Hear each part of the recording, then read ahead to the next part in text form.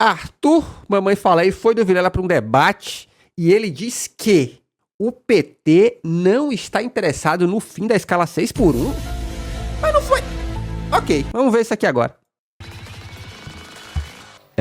Eu não vi, Ava, você falar sobre a PEC 6x1. Eu não vi, eu procurei, eu não achei. Provavelmente você deve ter uma opinião favorável, não sei.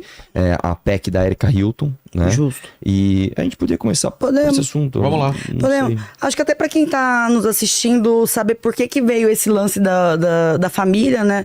Só pra dizer que é porque essa é uma reflexão que eu tenho feito muito, que é construir qual é a verdadeira defesa da família, né? Inclusive, bom dia, boa tarde, boa noite, pessoal do YouTube. Tudo bom com vocês? Como é que estão vocês nesse clima de final de ano? Tudo gostoso? Tudo gostoso? Vai ter peru na casa de vocês? Porque com a ascensão da extrema-direita no Brasil e no mundo, a gente tem um atalho informacional muito prejudicial para o debate público, que é dizer que a pauta moral é a pauta da família. Não, mas a pauta da família é a pauta de acesso a direitos.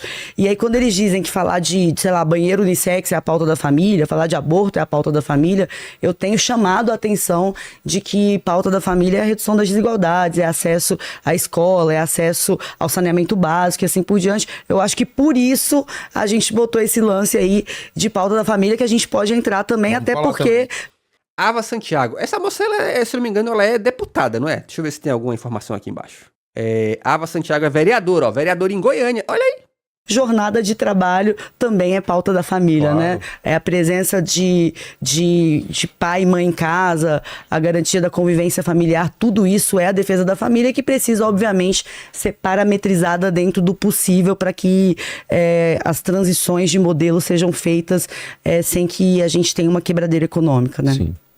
Bom, no meu caso é o seguinte, você chegou a ver meu debate com o Fredinho aqui? Eu vi um pouquinho. O que acontece é o seguinte, o que eu vejo, eu não acho que vai ser o seu caso, sinceramente.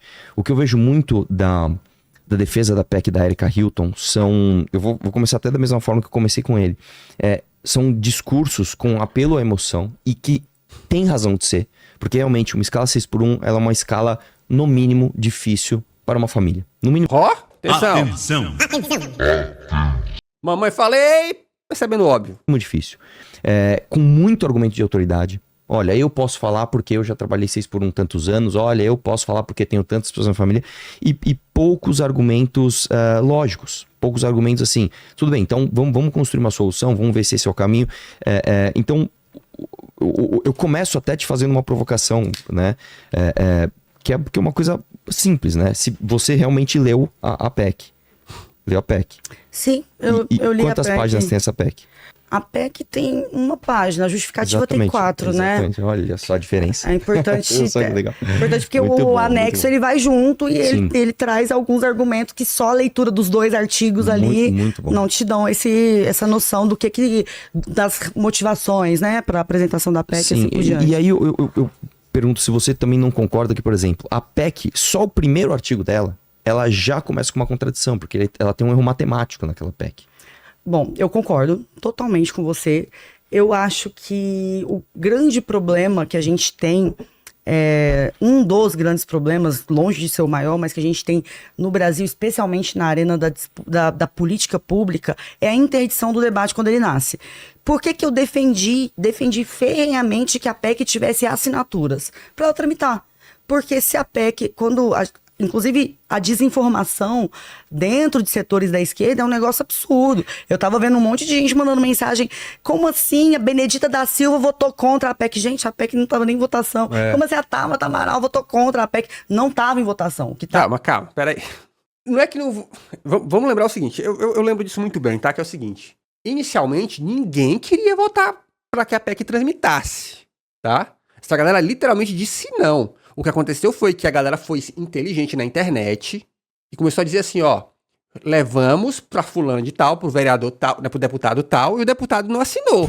Aí, com a pressão popular, foi que muita dessa galera começou a voltar atrás e assinar para que a PEC tramitasse. Vamos lembrar que ela teve quase 3 milhões de assinaturas das pessoas, do público em geral. Mas que quando chegou lá no Congresso, o que aconteceu? É óbvio, né? Os deputados botaram a bunda em cima do documento e falou, não vai passar. Era esse papo. E aí havia essa interdição do debate. Então, é óbvio que no jogo da disputa de narrativa, você vai dizer, beleza, ela não tem como ela não ter assinado a PEC porque não foi para votação. Mas a verdade é que, sem essa pressão, os políticos não fazem. A verdade é essa, amiguinhos. Estava em questão era a assinatura. E aí, assim, embora eu seja só uma vereadora de Goiânia, eu, obviamente, conheço um pouco de como funciona Brasília. Os deputados não ficam reunidos, os 513 ali, esperando um deles passar para pegar a assinatura. Para você achar, conseguir mobilizar, para ter as 172 assinaturas, não é da noite para o dia. Então, vários deputados, inclusive, foram cobrados injustamente, como se eles tivessem votado no negócio que era... Quem que foi cobrado injustamente? Oxi, a pauta movendo a internet. Porra, mas só de assinatura 3 milhões. Um monte de vídeo dando view pra caralho. Eu mesmo fiz um monte de vídeo aqui que foram muito bem de visualização. Eles estão aonde, esses caras? Estão nas nuvens, porra. E assim, de novo, esses deputados têm assessores, gente contratada pra poder ficar vendo a repercussão política das coisas pra poder informá-los. Tem que ser cobrado sim, porra, que papinho. Só para tramitar. E tinha que tramitar, porque aí a PEC vai mudando o texto. E acho que isso para você é o básico, né? Do seu exercício, não só enquanto parlamentar, mas agente do debate público, que vamos trazer o debate. Isso foi uma grande conquista, porque eu via o debate público interditado numa pauta econômica, muitas vezes inacessível, não que seja desimportante, pelo contrário, é prioritária. Mas a gente não vai falar de Selic, a gente não vai falar de superávit, de maneira que toque as pessoas para elas participarem do debate público. Ou é o que o pessoal chama de pauta woke, ou alguma coisa nesse sentido, que também às vezes é rasteira, sabe? Tanto pela direita quanto pela esquerda. Que debate importante falar de jornada de trabalho. Há quanto tempo a gente não debatia de maneira ampla um negócio tão importante para o Brasil, sabe? Então, vamos deixar tramitar. E aí o texto, obviamente, tem que ser alterado, até porque é impossível a gente reduzir para 4x3, que é o que a PEC propõe, de uma vez. A PEC não traz, por exemplo, como seria a transição desse modelo. A PEC não traz a especificação de categorias, até porque, de fato, depois você tem lei complementar para regular e tal. Mas interditar o debate, com certeza, não é o caminho, né? Sim. Nossa, eu gostei quando eu vi os seus conteúdos, até falei isso pra você, porque você é uma pessoa que... É difícil até de colocar você numa caixinha, num rótulo, né? Você é uma E lá vem. pessoa evangélica, que está no PSDB, mas se considera de esquerda. Então, eu acho isso legal porque enriquece o debate. E justamente eu acho que você citou uma coisa, eu vou até começar concordando com você, que... Tá ruim aqui? Não, desculpa. Que às vezes tem um empobrecimento do debate com questões rasteiras de banheiro trans e não sei o que lá e papapá, e às vezes a gente não fala de redução de jornada de trabalho, que é um debate que a gente não tem, acho que desde 88, é isso? Sei lá, desde a Constituição a gente nunca debateu seriamente, né? Como é que a gente vai fazer para reduzir a escala de trabalho? E eu espero também que você reconheça do meu lado, Sim. né? Que não existe aqui uma pessoa que quer defender uma espécie de escala, né? Como quem diz, quem não trabalha na 6x1 é vagabundo, ou alguém que não tem algum tipo de empatia com as pessoas que trabalham num regime diferente do seu próprio. Mas eu entendo que para a gente chegar na redução de trabalho, eu acho que existem alguns problemas que a gente deve resolver antes, né? Um dos problemas, por exemplo, que está na justificativa da PEC, é que ela não especifica a transição e ela deixa em aberto a possibilidade de acordos coletivos. Eu acho hoje que no ambiente que nós temos no Brasil, um ambiente com uma Constituição absurda, tá? Uma Constituição que garante um monte de direitos que você não consegue nem interpretar aquilo, né? Consegue interpretar, não é difícil não. A gente tem piso salarial como base constitucional. É uma coisa estranha pra caramba. Pra você passar um piso salarial pra categoria da enfermagem, você tem que fazer uma PEC. É uma anomalia jurídica. E além disso, além das questões... Olha só, é uma anomalia jurídica, o termo que ele usou. E mesmo assim não é respeitado. Imagina se não tivesse PEC. constitucionais. Imagina se não tivesse esse piso fixado, né? Legais, Legalmente. nós temos um problema do espírito sindicalista que nós temos no Brasil. Nós temos um excesso absurdo de sindicatos, nós temos uma justiça do trabalho agigantada, nós temos muita militância. Por que será? Tá? E eu digo aqui, não, pelo amor de Deus, não te empurrando, dizendo, mas existe muita militância esquerdista dentro da justiça do trabalho, inclusive. Aí corta para todos os outros setores da justiça. E me fala o tamanho da militância direitista / capitalista que existe. Esse dia eu tava vendo uma moça que ela processou um banco. O banco não recorreu no prazo determinado, o juiz fez o quê? Ele deu mais 10 dias pro banco. Por quê? Então eu acho que um texto como aquele, que tem assinaturas inclusive para tramitar, é uma irresponsabilidade da parte da autora, que quer inclusive se colocar no centro desse debate. Oxi, é engraçado, né? Se é irresponsabilidade dela, por que os outros coleguinhas deputados assinaram? Ah, por medo da popularidade que iam perder, né? Né, que é a Erika Hilton, mas que não leva em conta outras coisas que a gente precisa fazer antes da gente discutir redução de jornada de trabalho. Eu acho que isso é fundamental. Quais coisas na sua avaliação? Por exemplo...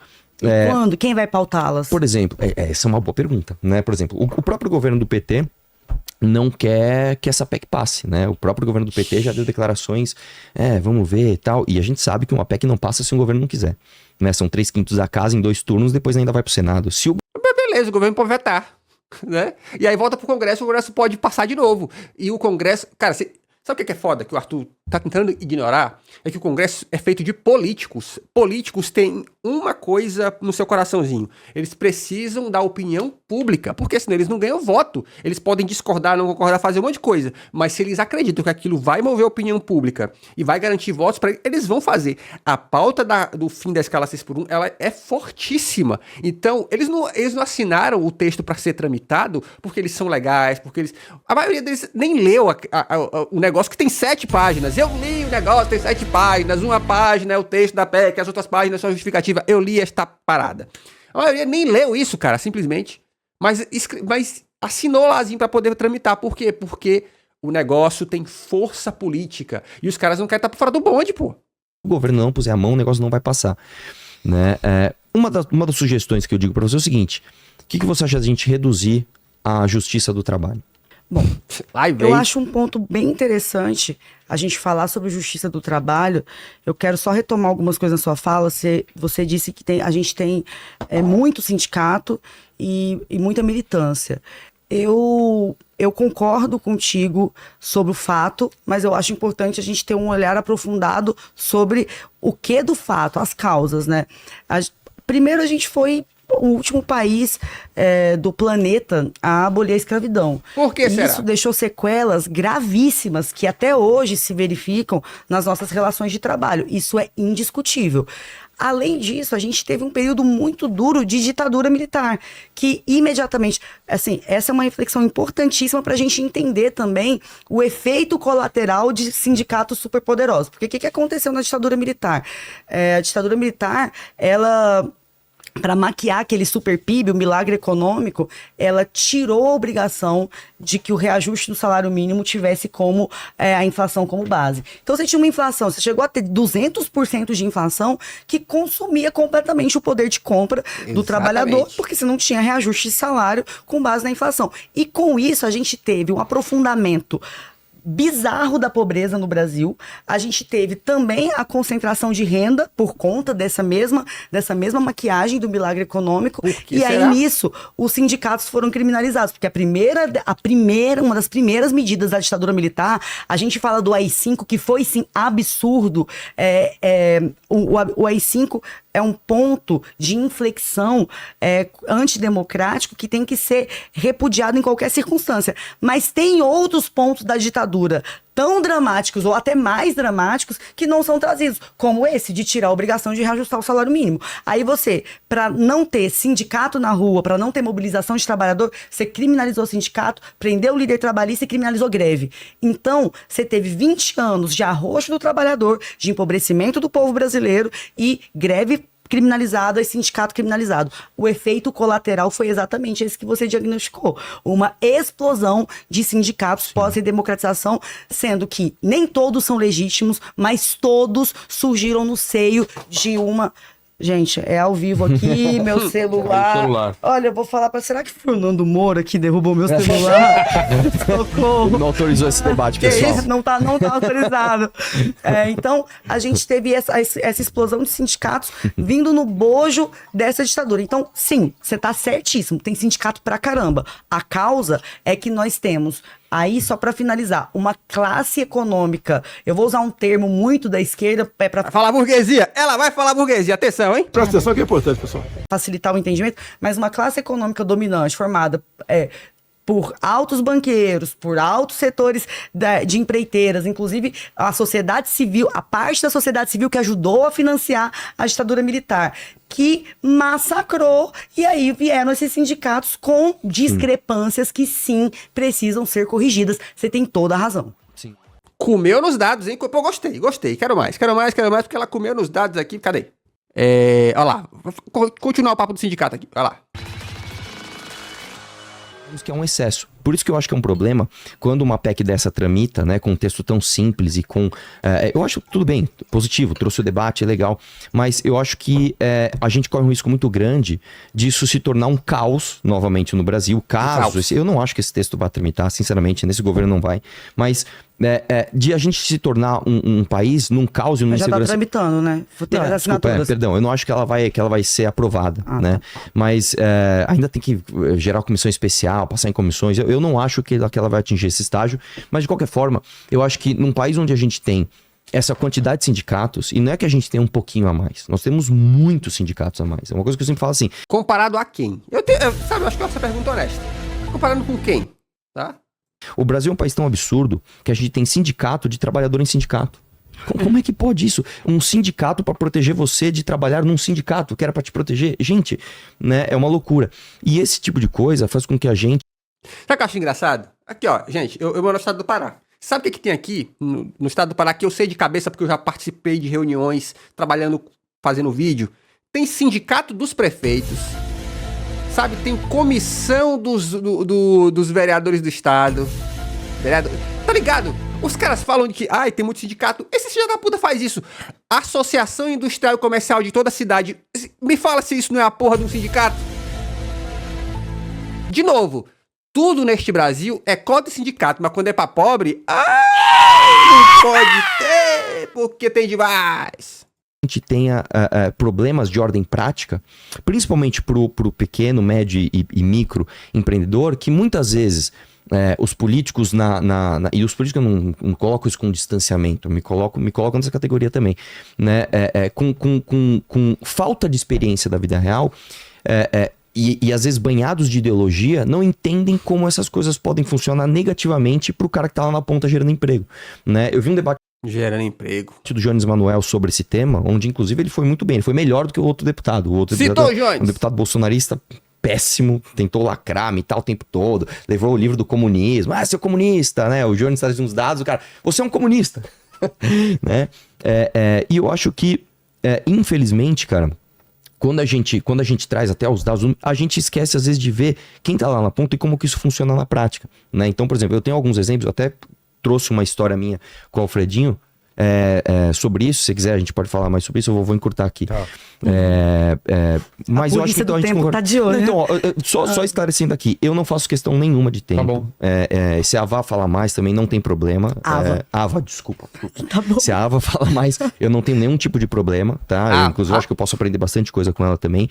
Eu acho que fica livre se a gente falar mais solto. Então, depois, se você me permitir, eu gostaria até de contar uma história prática que aconteceu comigo. Eu contei aqui com o Alfredinho pra entender qual seria o seu pensamento para uma solução de uma situação real como aquela, entendeu?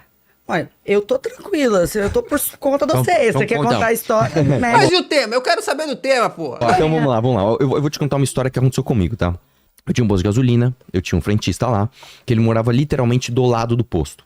Vou resumir porque eu já contei essa história em outra ocasião, né? E basicamente ele trabalhava das 6 às 2, numa escala 6x1, e ele me pediu pra abrir um lava rápido à noite. Ele falou: Arthur, eu vejo que tem muitos caras aqui que vêm à noite e eles não têm onde lavar o carro, e eu sei que se eu abrir um lava rápido aqui, eu vou estourar. Então beleza, ele abriu um lava rápido e ele atuava a hora que ele queria. Às vezes ele chegava às 5, às 6, às 7, às vezes ele ia lá 9 horas da noite pra lavar 2, 3 carros que ele já tinha combinado com o cliente.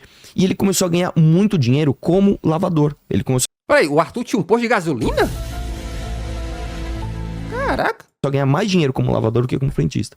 Um dia parou um carrinho do sindicato lá, falou: o que o senhor tá fazendo aqui? Tô lavando. Qual que é o teu horário? Ele respondeu: das 6 às 2. Mas peraí, você tá trabalhando das 6 às 2 e você tá vindo aqui lavar carro? Não, mas a lavagem de carro é por minha conta. O sindicato proibiu ele de fazer isso. Que sindicato, porra? O sindicato. O Sindicato dos Trabalhadores de Postos de Gasolina. O sindicato proibiu sem ele ter entrado com o processo? Eu não lembro agora exatamente qual foi o caso, Porra, mas né? o sindicato fez uma denúncia no Ministério Público. O Ministério Público me notificou, dizendo: olha, ele não pode fazer isso, porque se ele continuar, você vai tomar uma multa. Aí eu tive que sentar pra ele e falar: cara, não tem como, cara. Entendeu? Esse é um tipo. Mas se o cara... Oh, meu Deus, Arthur, porra, sabe o que eu acho? Eu adoro isso. Eu adoro porque os empresários têm uma historinha do... eu tinha um trabalhador aqui, que tava trabalhando fora do horário de expediente de trabalho, sem ser CLT, tá ligado? Que historinha mal contada, moço. Ai, que historinha mal contada. Tipo de problema de ordem prática que eu entendo que é o sindicato não entendendo como funcionam as coisas na ponta. Eu entendo a história toda que você trouxe, eu concordo com você. Houve um monte de excesso em ditadura militar, não sei se você me conhece, eu não sou de maneira nenhuma. O que o Arthur não tá entendendo é que o sindicato ali vai proteger o interesse do trabalhador daquele setor, cara. Não vai atender o interesse do empresário. O interesse do empresário está defendido por ele mesmo, porque ele já tem mais dinheiro, porque ele pode contratar advogado. Porra, e muitas vezes... o empreendedor, né, o trabalhador que está fazendo esse horário extra ali sem perceber, ele está se prejudicando. Por quê? Porque, olha só, é o lado que ele não te conta, tá? Se ele ficar doente, por conta desse trabalho no lado B, será que ele teria esses auxílios abonados pelo patrão? Eu duvido, pô. Então, assim, história mal contada. Nenhuma defensor de ditadura militar. Eu acho que 64 foi um golpe, dezembro de 68 com o AI-5 foi... assim, o golpe do golpe, né? Eu acho tudo isso um absurdo, mas eu entendo que hoje em 2024, se a gente não fizer um debate sério sobre os excessos sindicais, a gente não vai conseguir discutir jornada de trabalho. Eu acho que isso é fuga das galinhas, porque no fim das contas, a redução da jornada de trabalho, ela já é um debate sério sobre como as empresas lidam com o trabalhador, explorando ao extremo, e que se depender só das empresas, nada vai mudar, tá ligado?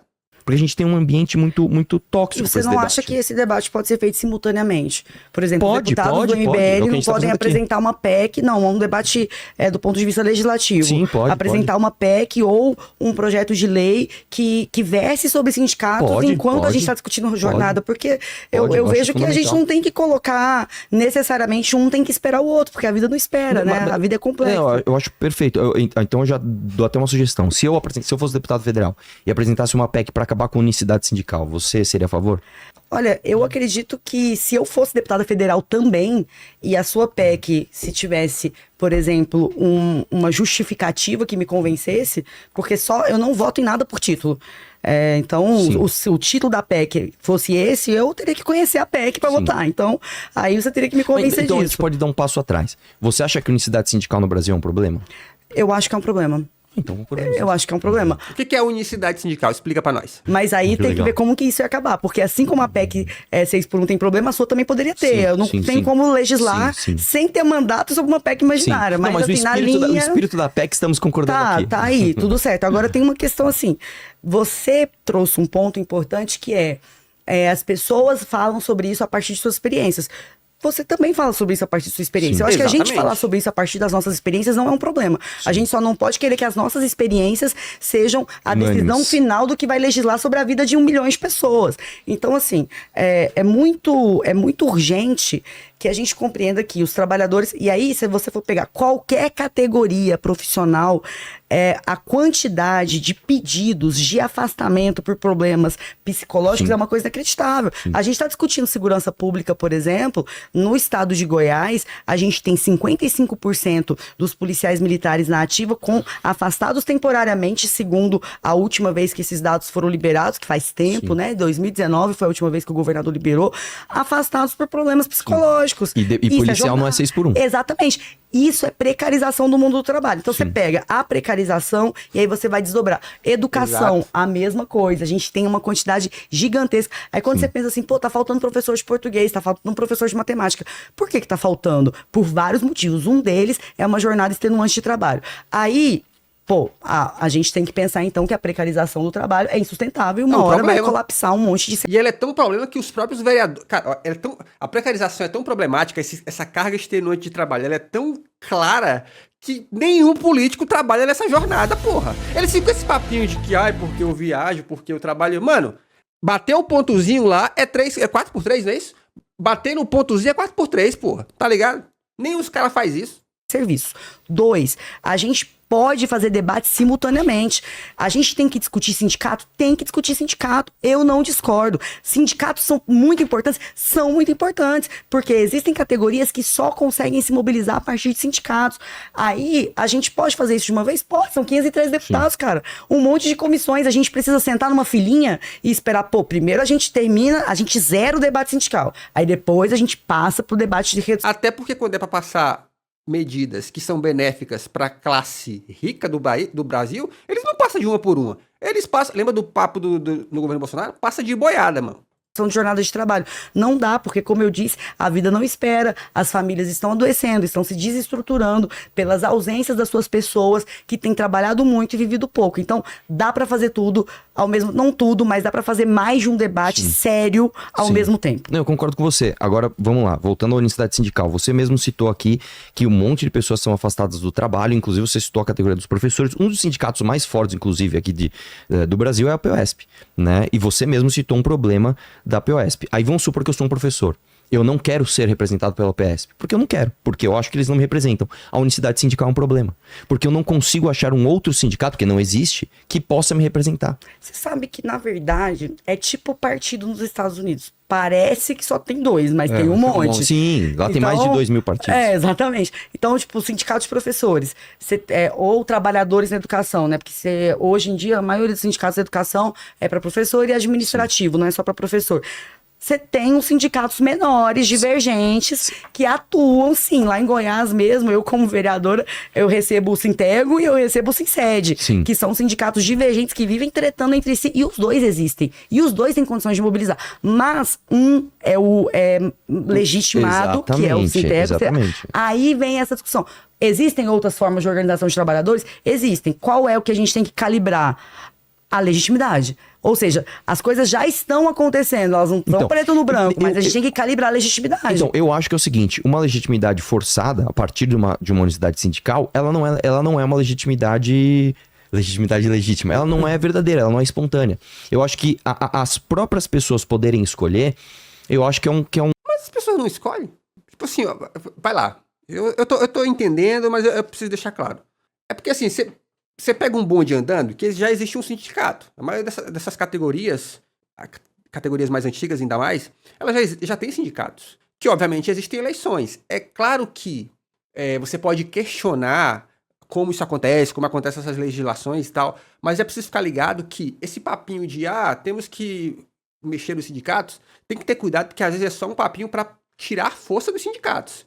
Porque, gente, o que enfraquece um sindicato? É uma liderança que, ao invés de dar atenção para os trabalhadores, ela se vende para o patrão. Isso é plenamente possível de acontecer, tá? Por N motivos isso é plenamente possível de acontecer. Você quer ver uma coisa clássica para fazer um sindicato parar de olhar para o trabalhador e começar a olhar para o lado do patrão? É que é o seguinte, em geral, como é que se escolhe um líder de sindicato? Né? Você tem uma campanha e tal. Só que é muito natural que o candidato que pode concorrer ao cargo é aquele cara que trabalha numa posição muito mais privilegiada na empresa. Então, dificilmente, hoje em dia, vão conseguir eleger um cara que é o peãozão da fábrica, tá ligado? Por quê? Porque esse cara tá tão ocupado trabalhando que ele não vai ter tempo de participar de uma campanha pro sindicato, tá ligado? Por N motivos, a menos que ele tenha um puta talento, como podemos dizer que, de certo modo, é o Lula aí, tá ligado? Então, esse já é um problema, porque esse cara... Infelizmente, esse cara que tá numa posição mais privilegiada não vai estar atento às demandas do cara na posição menos privilegiada. E eu falo pra vocês, tem muita gente que é emocionada, gente, tá? O que é que eu digo que é emocionado? Tipo assim, ó, todo mundo aqui que já teve a experiência de conversar com algum empresário, quando ele tá tentando conquistar você e sua mão de obra, os caras te contam uma história maravilhosa. Então vai ter gente num cargo de liderança num sindicato que ele vai se deslumbrar também, tá? Então eu acho que o que precisa nos sindicatos é os sindicatos se profissionalizarem, de certo modo. Profissionalizar não seria a palavra, porque dá a ideia de que os caras vão trabalhar para estar lá o tempo todo. Mas, tipo assim, eu acho que os sindicatos precisariam trabalhar mais a formação política dos seus membros, tá? Acho eu. Se é que não fazem, porque eu, de fato, eu tenho um distanciamento de sindicato, no sentido de que eu nunca fui sindicalizado nos trabalhos que eu tive. Porque quando eu trabalhei em TV, o sindicato de rádio e TV do meu estado não tinha representação aqui na minha cidade. Ele dizia que tinha, mas era só um cara aqui, que só representava uma parte da empresa, e ele era um cuzão do caralho. Mas era um velho também, né, tá ligado? que é um sinal claro de escolha daquelas pessoas de serem representadas por aquele sindicato ou não. Por exemplo, teve um sindicato agora, foi no ABC, que acabou de acontecer. Eles falaram, ó, quem não quiser pagar o imposto sindical, entra no site. O site saiu do ar. Eles falaram, não, então vai ter que ser presencial num dia só. Eles fizeram de propósito para a fila dobrou o quarteirão. Certo. Então, eu acho que é muito nítido, é muito claro que nós temos uma crise de representatividade do trabalhador no Brasil através dos sindicatos. Eu acho que isso está muito claro. Então, é por isso que eu boto tanto assim. A gente não vai conseguir fazer um debate sério se a gente tiver 16 mil sindicatos com todos esses privilégios. Mas entendeu? me responda uma coisa, da sua avaliação. Suponhamos que a gente avançasse nessa direção que você propõe. Aí, isso resolveria a questão para a gente ter um clima propício para uma redução de jornadas de trabalho que fosse aceito pelos grandes empregadores? Então, a minha resposta ela é amarga porque ela não é tão simples. Então isso resolve o problema. Não, isso é um passo. Por isso que é legal fazer um debate assim, porque não fica aquela coisa de lacrar. Você é de esquerda, você é comunista, não, você é de direita, você é contra o ditador militar. Mas aí que tá. É um problema porque olha só, cada profissão, cada nicho profissional tem suas características e elas demandam sim sindicato. A gente, por exemplo, por mais que a gente quisesse, a gente não tem ideia das dificuldades que o pessoal da enfermagem passa, que o pessoal, sabe, de outras profissões passa. Então elas precisam de sindicatos específicos sim, cara. Não tem essa de acabar com isso. Elas precisam de sindicatos específicos para poder se compreender. E, inclusive, eu acho que a possibilidade de ter mais de um sindicato é até protecional, né? Porque você tem sempre a história de um sindicato ser vendido, né? Cara, exatamente. Eu acho que fica uma coisa mais legal, porque é o seguinte, eu tô discutindo eu tô discutindo só o primeiro degrau. Eu acho que sindicato é um dos problemas. Por que nós temos muitos sindicatos? Por que esse é o primeiro degrau? Por que a jornada... Eu citei agora, mas eu posso inverter. Eu posso trazer outro aqui. Justamente. Mas eu queria entender se isso pra você de fato é o primeiro degrau ou se você for um exemplo aleatório. Eu falei um exemplo aleatório, porque na verdade é o seguinte, eu estou discutindo um dos degraus, porque na verdade o sindicato, inclusive, o agigantamento do número de sindicatos no Brasil vem justamente por conta de um ambiente que nós temos absolutamente hostil aos empregadores e aos empregados. Por que será, né, Arthur? Por que será? Você conhece algum trabalhador que acorda um dia e fala assim, estou a fim de processar o meu patrão? Nunca é isso que acontece, cara. Muito pelo contrário. Em geral, o brasileiro, ele tem uma postura muito de não ficar brigando com o chefe. Por quê? Porque ele sabe que esse chefe vai dificultar a vida dele para conseguir um outro emprego. Isso acontece pra caramba. Então ele muitas vezes tem medo de colocar o chefe na justiça. Eu vi isso acontecer milhares de vezes. Agora, do lado contrário, isso não acontece. Os chefes não estão nem aí, mano. Ele olha pro trabalhador e fala... Ele olha pro trabalhador e ele... Eu vou falar aqui, ó...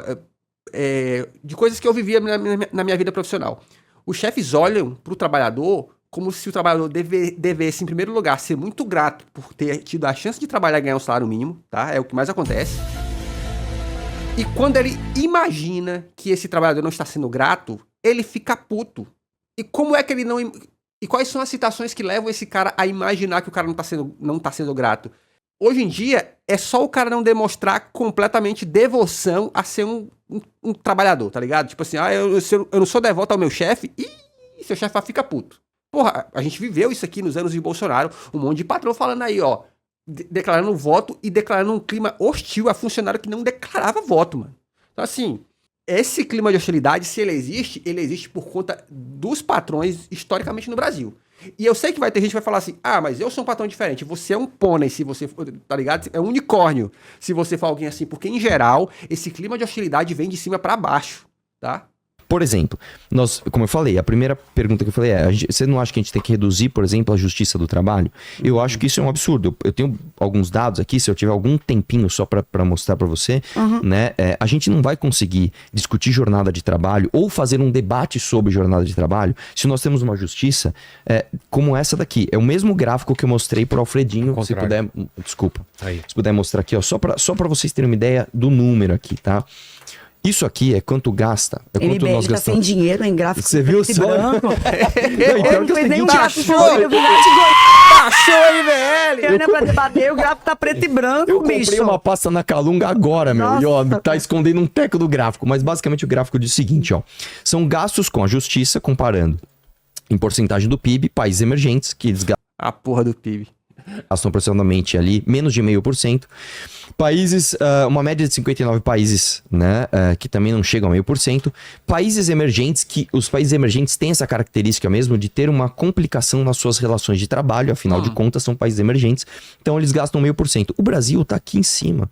A gente gasta... Cara, a gente gasta... Beleza, eu espero que ele responda isso aqui nesses próximos minutos que acabam, porque o que ele tá fazendo é só uma comparação entre o custo da justiça e o PIB. Ô caralho, me fala quanto os juízes desses países ganham e quanto ganham os juízes no Brasil.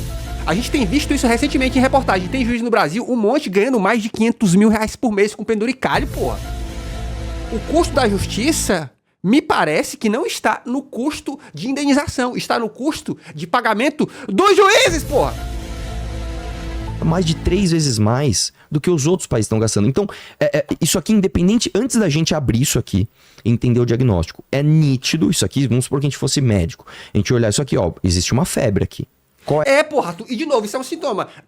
O seu diagnóstico é que o problema é na justiça e não no índice de processos que tá rolando? Será que o problema não é justamente esse? Que a porra da classe empregadora fode com o trabalhador pra cacete? A ponto dele precisar recorrer à polícia? Porra, tá tendo muito... Ó, segundo os nossos dados, tá tendo muito crime naquela região. Será que é porque os polícias estão inventando crime? É porque tem muito crime acontecendo? Qual é a razão da febre? A gente pode discutir, mas eu acho que tá claro que a gente tá errado. Não é possível que a gente tenha que gastar 1,5% do nosso PIB com justiça do trabalho.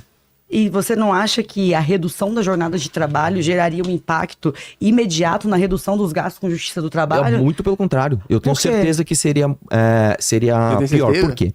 Porque você tem uma menor flexibilização. Eu acho que assim, se a gente falar assim, ó, vamos reduzir a jornada de trabalho semanal de 44 para 40, por exemplo? Ou vamos para 36, igual na França? Vamos traçar um caminho. Tá, vamos flexibilizar para que haja contrato a partir de horas trabalhadas? Aí nós estamos indo no caminho certo. Esse é o caminho que eu acho que a gente deveria ir. Porque, por exemplo, a nossa Porra, o problema é que o Arthur ignora como é que funciona a mente do cara no Brasil, porra. Porra, Arthur, a gente tem no Brasil um Pokémon esquisito chamado Banco de Horas.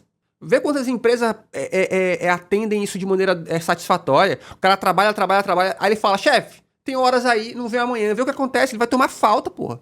Tá ligado? Não é assim que acontece, porra. A legislação hoje, ela é baseada, enfim, tem toda a história na Carta da Lavoura, etc, etc. Mas ela é baseada basicamente na primeira metade, né? E na metade do século XX, onde a gente era uma sociedade que a grande massa da força de trabalho ou estava completamente fora da formalidade nos campos, ou estava em indústria. Então você tinha lá indústria é o seguinte, é de segunda a sexta ou de segunda a sábado. Hoje a realidade mudou. Hoje, inclusive, eu posso até te mostrar outros dados aqui, eu trouxe até do Banco Mundial, para mostrar que hoje o grande setor responsável por 70% das contratações é o setor de serviços. E o setor no Brasil de serviços ele é muito menos engessado. Por exemplo, vamos supor que eu dou sempre esse exemplo. Vamos supor que eu sou um prestador de serviço de TI. Eu não tenho um horário de segunda a sexta para resolver problemas. Pode ser que dê problema no domingo à noite. Por exemplo, ele vai fazer uma live no domingo à noite. Aí acontece... Porra, foda. Ai, eu acho maravilhoso, né?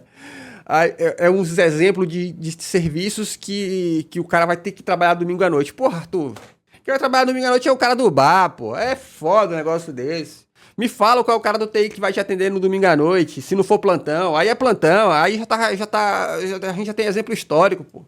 Eu sou o técnico de TI daqui, eu tenho que trabalhar no domingo à noite. Segunda de manhã não tem nada a fazer.